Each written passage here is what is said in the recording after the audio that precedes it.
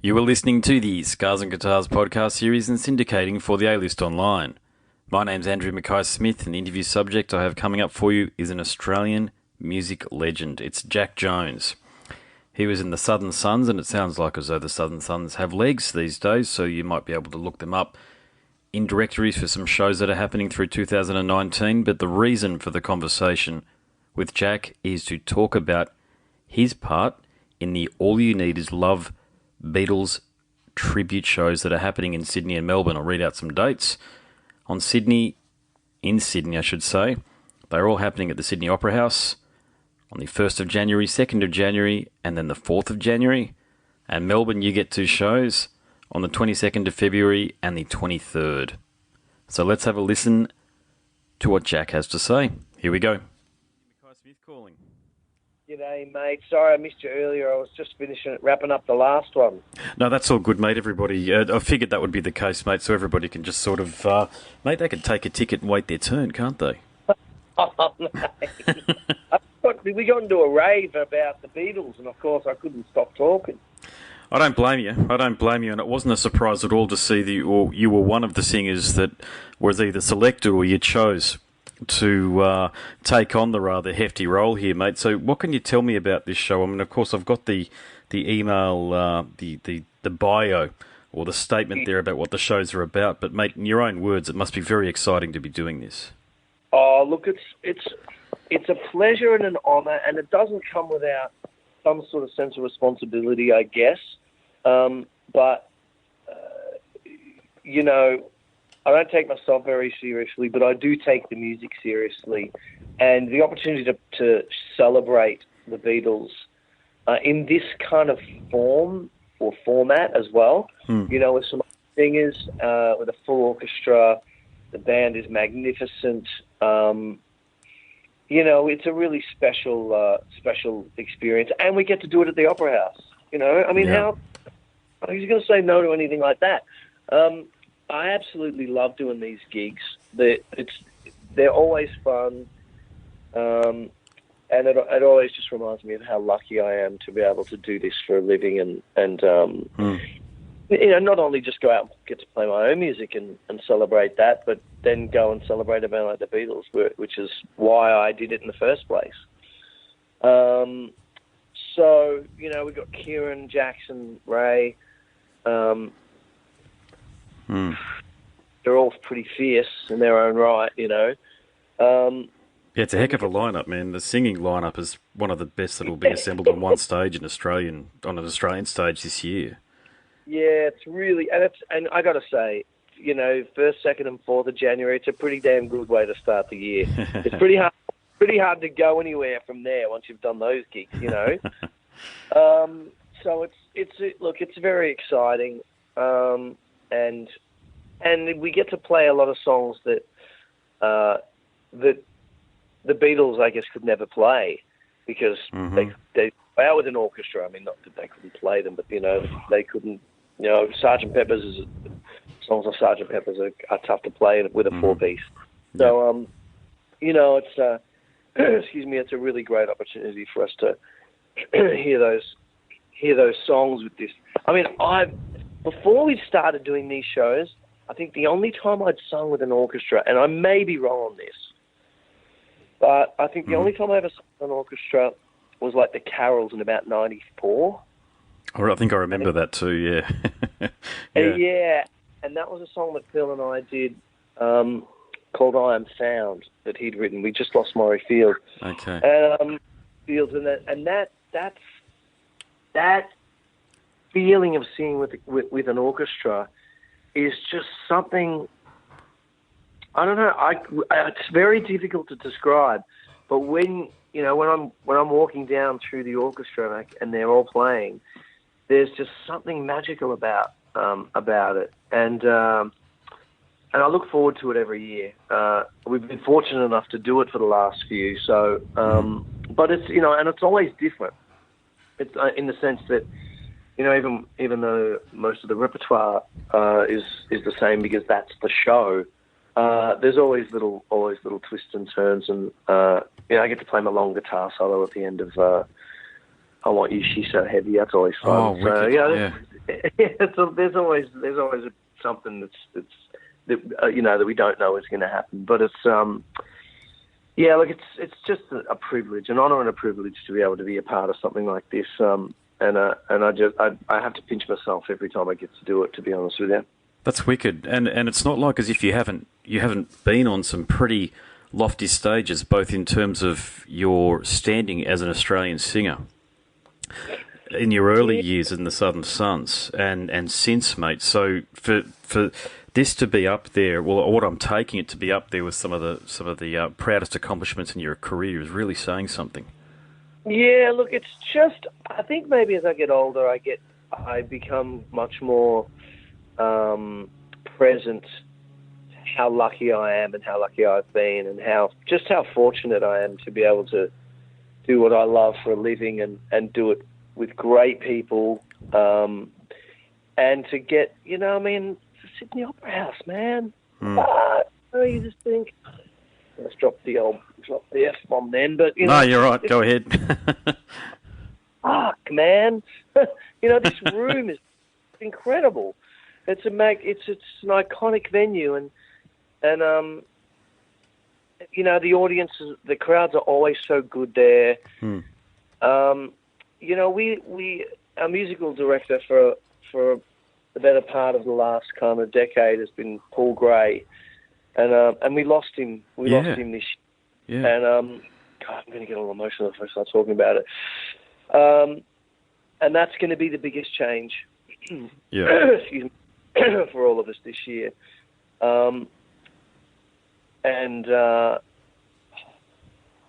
It just always gets me, man. It just still hits me really hard. He's a dear friend of mine, and I just have such big love for that person. And I used to introduce him every night. Yes. And these shows, as my musical mentor and a dear friend, and this year it's going to be different, and it's going to be great. It's going to be amazing, and he's going to be looking down on us. I know that, but it's going to be, that's going to be we're all going to be in that place. Yeah. For moments in the show, we're gonna. So it's but not to bring the vibe down, but to acknowledge that things like this that happen. I think they give you a perspective, and they make you just kind of feel like, hey man, life's pretty damn good. I'm pretty fortunate, and yeah, that room, it never gets old playing that room. I can tell you. I bet. It just doesn't get old. I never get blasé about it. Every time I get to go in there and do something, I think, hey mate, you're pretty lucky. Yeah. You're pretty lucky to be doing this, and we work hard, and we work. Yeah, absolutely. Yeah, you've worked hard to get where you are, mate. I mean, I remember family barbecues back in the day playing the Southern Suns' first album. You were a part of people's households. Yeah, it's funny because I've just recently started. I put a band together and started celebrating that first record. Excellent. Yes. Because of all these things that we're sort of talking about, like just having. To be honest with you, I didn't think anyone would really give a shit. I didn't think that many people would show up for it. I thought it would just happened and we did it, and but the interest sort of grew. And my manager, this date came up at the Palms in Melbourne, and this manager, my manager said to me, "Mate, I reckon we should take it. Let's do it. Let's try it." And I was like, "Dude, this is a big, if we get 300 people in that room, it's going to be a horror show, Okay. Yeah. And we filled the room. We were 40 tickets out of selling it out, I think. So it really sort of gave me hope that there might be an opportunity to go and celebrate that music. Now, most of the other guys don't want to go out and do it anymore. Okay. Red, Phil doesn't want to play anymore, and that's fine. I totally respect him. Is that right? Yeah, he just doesn't want to, man. He's like, if I go out and play and do anything, I'll just want it to probably be my own thing. Maybe some little club somewhere, some jazz thing or something. And I was like, hey, you know, man, that's hey. If there's anyone that's got the the privilege to say no, it's you. It was your band. Yep, So, fair enough. Yeah, yeah. You know, like in that sense, like, you know, he and Virgin and stuff. So I just thought I'd like to go and celebrate the music. People ask me about it, and you know, so I guess bringing it back to the Beatles, it's just having the ability to go out and do these things and have this kind of blessed life, even though it has required a lot of work and still requires, you know, maintenance. It really is a privilege to be able to have this life doing this. And, you know, whether I'm singing Hold Me in Your Arms, whether I'm singing The Long and Winding Road, if there's someone else in the room, it's a real blessing to be able to do that. And I don't take that lightly. You know, I really am very grateful and thankful for the opportunity to be able to do that, you know, and to keep getting asked back. Are you, something interesting has happened, actually. Are you slightly aware that the Southern Sons have become one of those bands like Extreme and King's X? They've become a musicians band. You know what I mean? Like, musicians really love the band. Oh, mate, King's X. Woo! Yeah, it's funny. You know, I think we always had that that following. Yep. Like, I think there was always a component. I mean, in the beginning, far out. You know, Sons would do a gig and like this at the beginning of our career. You know, we'd do a gig and pull 400 people, and Virgin do a drum clinic and pull 8. 100, not 8. You know, like, and so I think we always had a bit of a, and we just made it as far as eras go. We just got in there at the last minute before you're spot on. Anti-music sort of, or anti-players. Yes. It took the mantle of what was going to be the next, you know, decade of music and radio. Mm-hmm. And, you know, because basically, you know, without sounding like a sourpuss, because I'm not sour about it at all, but overnight, that genre of music, it was over. Yeah. It was on the radio, and then it was like never to be spoken of again. Well, not again, but for a while. So, well, I think the fans, sorry, just to interrupt you, I think the fans really loved it, but the media, just because it's so motivated by youth and by smashing old and creating new, they just turned their back on it. But it was interesting. It was fairly quickly, well, for, you know, all things considered in terms of musical generations, I think by the late 90s, people had stopped giving a shit courtesy of the internet. And bands like the Southern Sons found an audience. You probably didn't realise it, but people were picking up interest online again. It's true. It's true because, again, at that time, it was like the internet wasn't really killing it. Like, yeah, that's right. It was still interesting and supportive in its own way. Everyone had it. Everyone didn't, you know, we were all on dial-up. You know, you were hearing the fax machine noises when you were getting online. Yeah. You know, it was a completely different it was a completely different delivery system of music. Yeah, very much so. You know, and I got to say, as much as I love technology, and as much as I love the ability to be able to do things that I couldn't do before, because of it, I do lament the way I used to receive music and the way music used to, the relationship. I mean, I still have this relationship with music because I got to have it before there was this thing called the internet. I got to have it. There were these things called records. You know, I'd go to bed at night with my cassette player. Yeah. On pause. And I'd hit the pause button when I was about to fall asleep, and I would fast forward through all the chit-chat, and I would listen to the songs. And if I heard a song that I loved, I'd have to find it where it was back announced, and I'd have to go down to my local record store, and I would order it. And hey, most of the time it was an import. Even if it wasn't, I had to wait at least a week for it. I'd burn the tape out.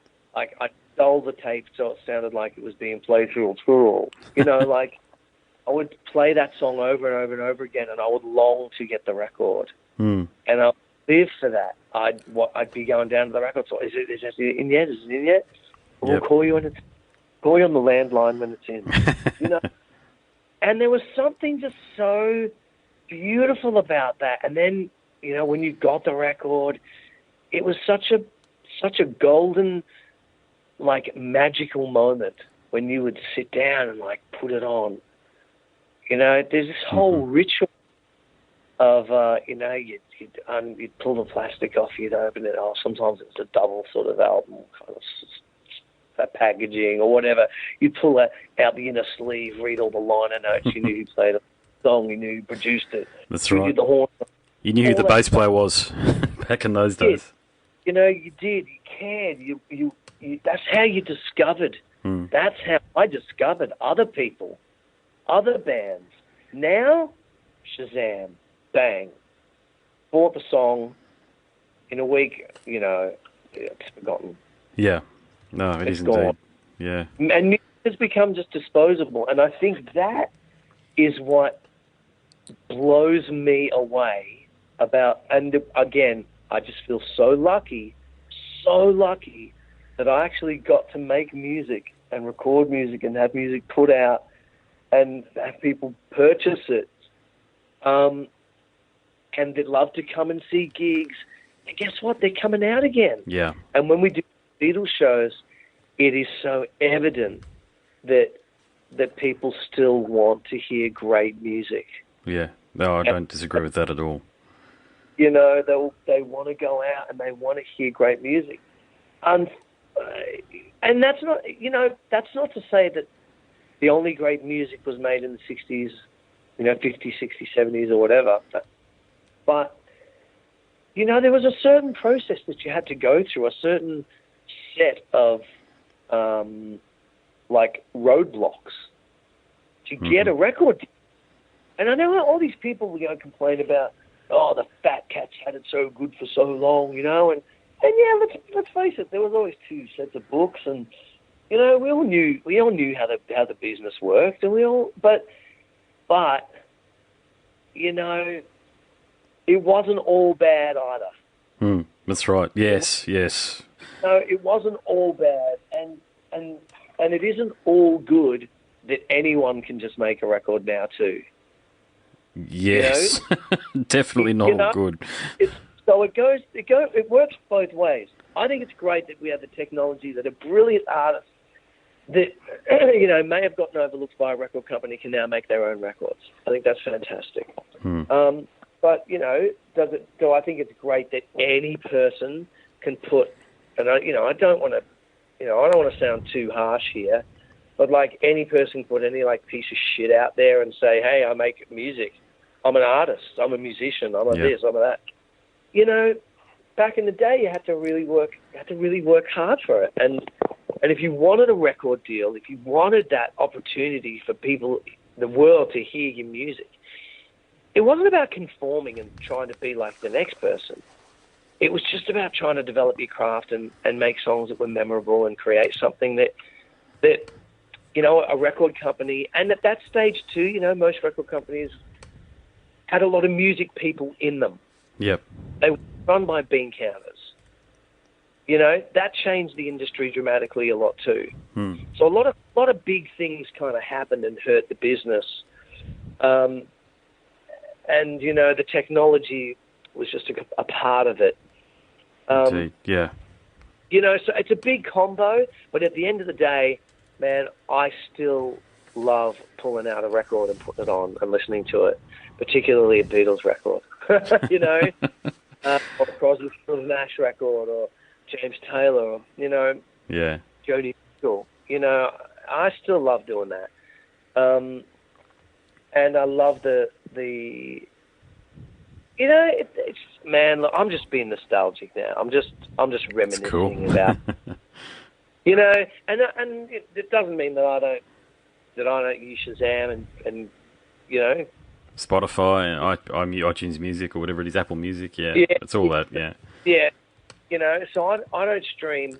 I don't do any of that streaming stuff. I still just buy music. There you go. Okay.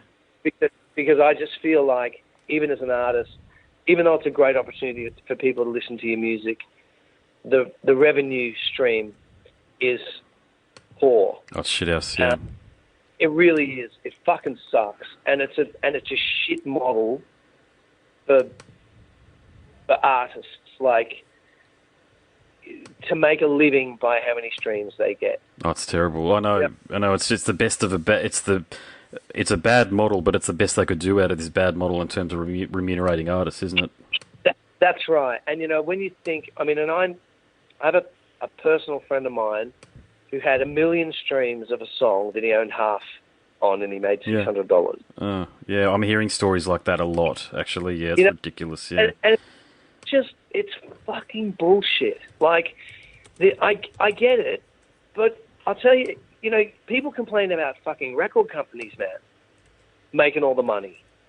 You got 4 million users that pay $10 a month. Yeah, yeah, that's right. I know there's money being made somewhere. It's just not the artists. The numbers are in, and the numbers don't lie.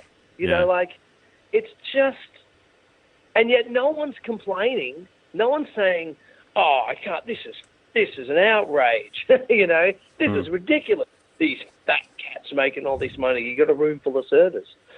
Yeah, that's right. You know, I mean, I'm not putting shit on Spotify. I'm not. I know it sounds like I am. It sounds like I'm really down on them. I'm not. But you know what? It is a bit of a ruse. It's a bit of a scam in the sense that it sells people this idea. You know what? I've never really liked leasing things either. Maybe it's just that I come from a bit of an older school of thinking. I understand. And maybe I'm not just progressive. Maybe I'm not progressive enough. I don't know. But if I don't want to be held to ransom to have to pay someone every month so I can listen to music. You know what? Fuck that. I'm going to buy the record.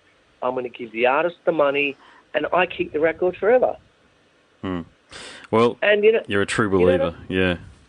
I support that.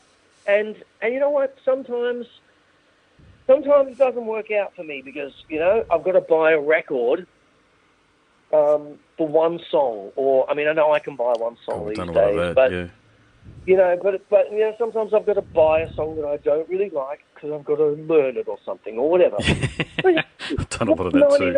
99 or $1.29 or whatever to do that.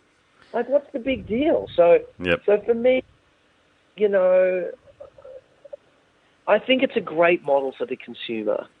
But I think, you know, as a consumer myself and as an artist myself, I have to consider for me the implications of how much I choose to participate on that place. Because, you know, and I'm one of the lucky ones, mate. I'm one of the more lucky ones. I get to go and do these gigs. I get to make a living playing music, you know? And, you know, the world's become about how many likes you get on something. Yeah, I know. Yeah. You know, get your tits out, 5,000 likes.